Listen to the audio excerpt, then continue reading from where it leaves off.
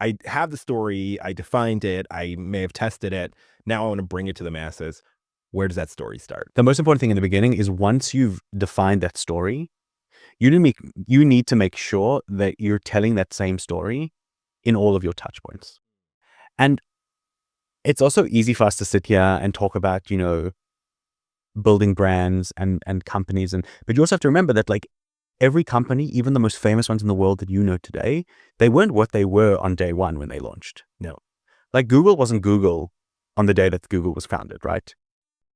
And, and 13 years ago on day two of Lightricks, it wasn't this like massive well-known company that it is today with products that hundreds of millions of people use around the world. It takes time, but it takes time to build this brand, but you have to like put effort and energy into it.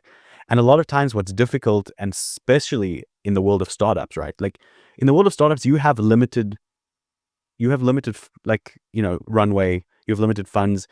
At the end of the day, like you want to focus on, immediate like ROI, right? I'm a company that's trying to grow myself.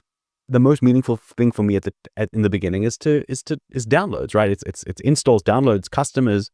And if I have to decide between a social media post, maybe it's not such a good example.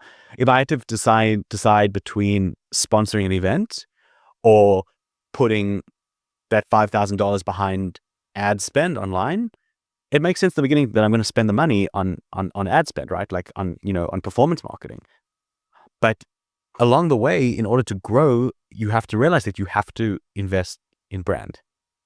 Because when you get to the point where you have, I don't know, a couple of thousand customers and you start having a real story that you need to tell.